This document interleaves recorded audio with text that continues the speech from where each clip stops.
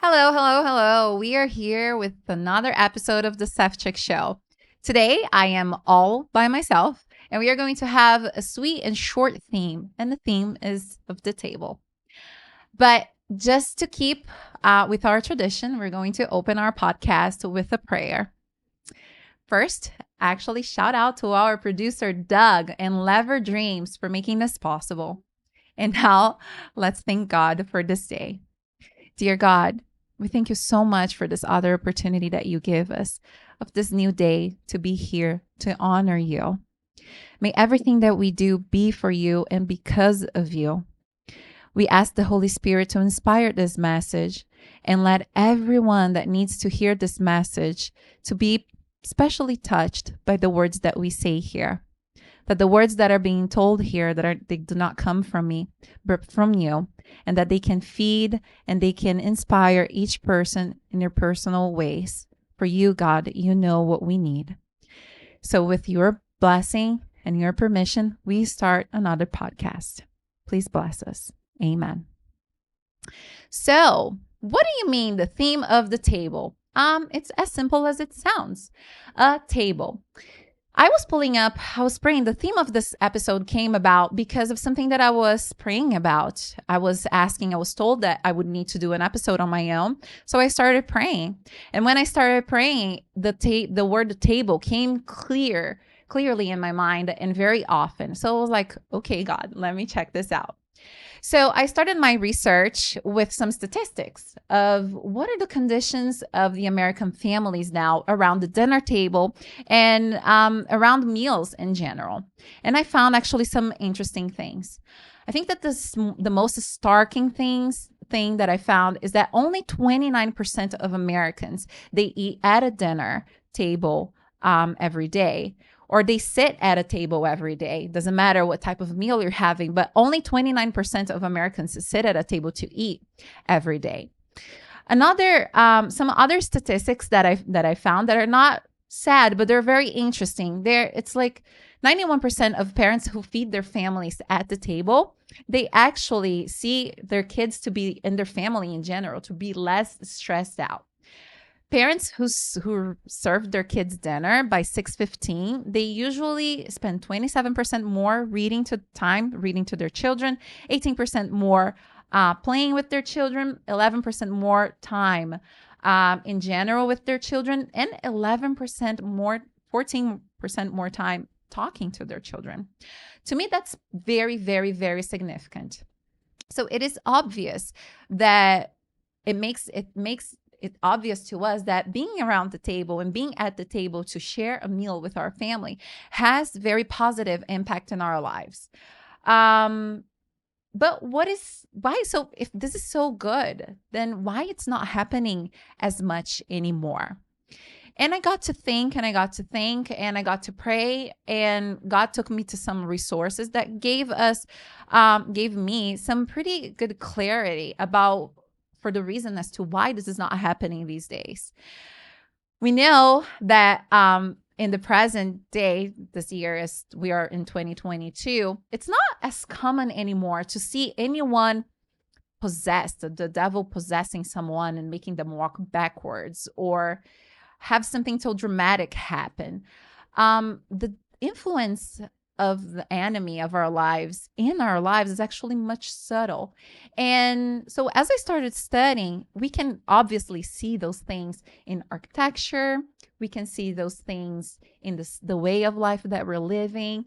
And it's very obvious that we are not sitting at the table because, you know what? It's very good. It's very good for the devil that we don't, so that we don't make eye contact, so that we don't bond with our family, so that we are actually chipping away at the most important cell of society that we have today, and that is the union of family.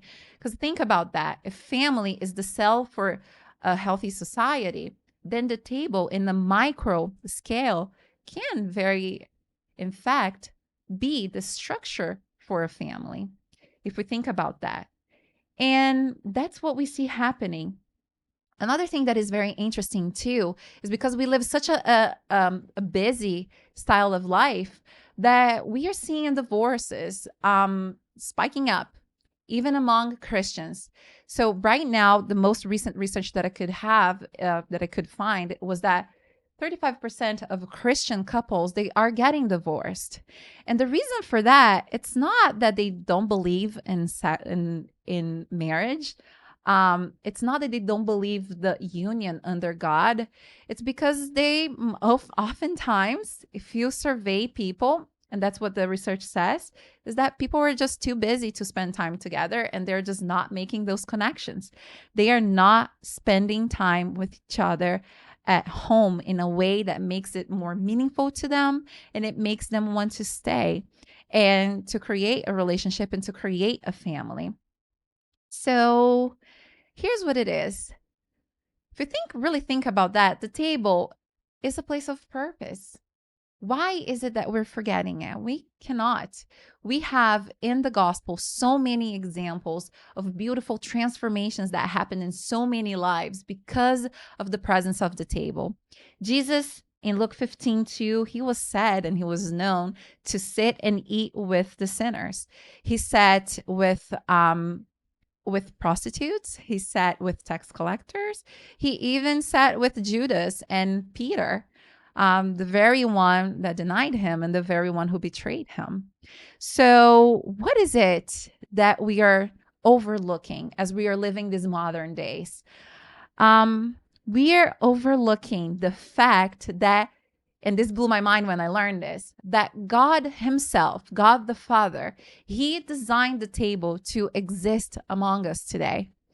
If we go all the way back to Exodus 25, we will see God giving Moses very specific instructions to build this piece of furniture to be put at a tabernacle. And this piece of furniture was to hold the presence, the bread of presence. And then we go all the way, we skip 1400 years for when the time when Jesus is among us and was among us, and we hear Jesus saying himself that he was the bread of life. So just let that soak in for a moment. What a beautiful experience. So God, a long time ago, he designed this piece of furniture that until then was not known to be a piece of furniture for eating at. I mean, we had, for my research, Egyptians were using table at that time, but they were not using a table for a purpose of eating. They were using the table just for the purpose of keeping things off the floor. God designed this furniture, and we started replicating it. He didn't say, hey, this is a dinner table, let's go use it. But after he gave us the idea of this piece of furniture, we started replicating it, and one thing led to another. And then over time, people were sharing meals at tables as we see that today. So to me, that was it was just a beautiful finding, a very precious point that we find in the Bible. And what a joyful thing to see the confirmation of the word 1400 years later, confirming that actually the bread of life, that Jesus would be present at the table with us. And that's exactly what he promises us, that whenever we break the bread, he will be there with us. And here's our attempt to kind of bring that back, to make this alive, to actually rebuild in our society a chance or a culture where people will actually start valuing that a little more. And again, it is very interesting because now I am a big fan of HGTV. I have always been interested in interior design, and you will see now for smaller spaces that are designed, sometimes you will have a kitchen, and this kitchen will be designed with an island in the middle, which is very desirable at our day and time. But if you think about it, it's not very actually conducive to a family conversation, right? Because usually if you have a big island at smaller spaces, like such as an apartment, you won't have space for a dinner table. And then you will have people just leaning forward and walking to the side. And it's kind of uncomfortable to talk like that. So we will sometimes just neglect it. But that's very, just think about it. Think about it. It's very subtle way that the enemy of our lives can actually chip away at the things, at the connections that are so important to us. So let's become more aware of it, and let's make an effort to make things happen, to make things intentionally, to eat our meals intentionally, because it is a place where we can actually invite the presence of not only one another, but of God Himself. And here are the things. So, in our society, we're going to be like, hey, I'm too busy. Oh, there's no need to eat at the table. I live by myself, or there's no need to set the table. I don't have time for that. There's no need to set the table. Whatever excuse you have, just stop. Just stop. You may even have an excuse like, I don't want to sit with a certain person. Like, I don't even want to spend time with that person. So just let me go to my room and eat. So here is it's a little plea for you to stop in your tracks and just do the reverse. Give this essential moment in our lives. Think about that. If it was not so essential, we wouldn't need to eat at least 3 times a day. Think of this time and make this intentional. Make this a moment. Bring an opportunity into your life where you can connect with other people, where you can make amends with other people, and where you can consciously and purposefully bring the bread of a presence to your daily lives. I guarantee you from personal experience that it will change the way that you behave, that you perceive other people, that you feel. It will change just the way you feel about your surroundings. It is truly a blessing. The Bible is excellent at giving us numerous examples of the table in itself, but one story that actually is very dear to my heart, just because I think it has such a beautiful significance, is the story of Mephibosheth. Mephibosheth was the son of Jonathan. Jonathan was the son of Saul. And we know Saul lost his kingdom to David, lost, for lack of a better word. And Mephibosheth, actually as a baby, was forced to flee. Well, his nanny, his caretaker, thought it would be a good idea to flee with Mephibosheth to another place where he would be safe, because they feared that David would not welcome them in the kingdom anymore. While they were fleeing, Mephibosheth actually had an accident and he became crippled. He broke both of his legs, and his legs were actually crooked for the rest of his life. And fearing rejection and fearing retaliation just for belonging to the family that he did, he ran away and he stayed away for many years, until one day David said, how can I honor the people from the past that made this land become this way? And then someone brought to his attention, say, hey, Mephibosheth is still alive and he is a crippled, but that's the only person that we have from the kingdom of Saul, from the descendants of Saul. And so David asks for someone to find and bring Mephibosheth.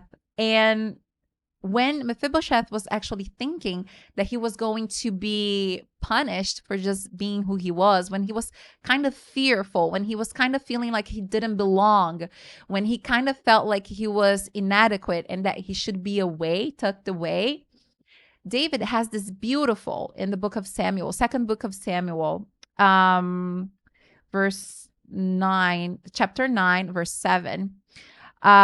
We see this gracious touch, this gracious gesture from David that says, I will show you kindness. He was saying to Mephibosheth, I will show you kindness and you shall eat at my table regularly. Wow.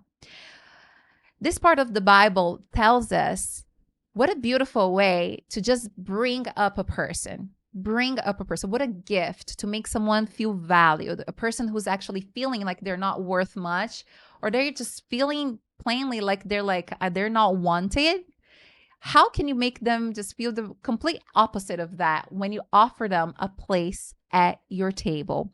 And what is such a beautiful and significant thing, but such a simple thing to actually just place, offer someone space at your table, let them feel loved that way. We are working here in this podcast. The purpose of this podcast today is that we don't lose this purpose of loving one another through the acts of service and valuing one another. We see so many things that are happening with people that live alone, with the elders that live alone, with teenagers, that are feeling lonely, and they're being, having suicidal thoughts, and all of those things happening. How sometimes we feel like there's such a huge gap between what we can do and what they actually need. Something it's as simple as that. Just, make a plate of food. Doesn't need to be anything fancy. Just make something simple, something homemade, and invite someone to come and sit, even if you sit in silence. But just the presence of one another there, or just the presence of a Bible there, if you cannot have another person there. Just that time that you took to prepare the meal, just that time that you took to actually go and think of a meal to serve. That is very nurturing to our souls. Some of the things I love doing when I am preparing food for my family or whomever, I love cooking. So actually pray for the people while I'm cooking. So as I'm cooking, I am praying for the people that will eat the food, and I'm praying for my sons, and I'm praying for my husband, and I'm praying for my dad, and I'm praying for my sister and all my family. So that's it's a habit. And it's amazing because no matter how tired I am, if I start cooking, let's say that I had a crazy busy day and it's dinner time and I'm so tired, instead of going like, sometimes I will perceive in myself, I'm like, oh, let's go do this again now. We have to, start from fresh. We have to clean the kitchen. We have to cook all over again. If I feel like I'm starting to get tired, or that I might get a little discouraged from start to do all that work, I start saying a prayer in my head. And it's wonderful the things that will happen when you truly let yourself be involved with the presence of Jesus in your life as you're doing the difficult things. We say that they're difficult, but they're actually blessings, things in your life. So try that out. It's a really wonderful thing to experience, and that I wish that everybody can see it for themselves at least once a week. It would be very little, but it's already a start, right? So speaking a little bit more, just one of the things I wanted to actually give words to the symptoms that occur in a person when a person lacks the benefit of bonding with someone else, right? So when a person does not have actually an opportunity to bond with another person, they will often experience symptoms of moodiness, irritability, social isolation, clinical depression, negativity in general, just negative perception of events and negative thoughts, suicidal thoughts, decrease of motivation. Wow. Those are very hard things to deal with. They're just very harsh. And sometimes we don't even know where to start. When a loved one or a person that we may not even have such a deep connection with them, but we see them going through that time, we don't know how to help. Well, here's a way to help. Try to make a connection with that person, and try to make a connection, at a table, just having a conversation or sharing a simple cup of coffee and some cookies or something very simple. But that brings that. You can be bringing a person a chance, a renewal in life, if you actually give them a little bit of your time and a little bit of your service.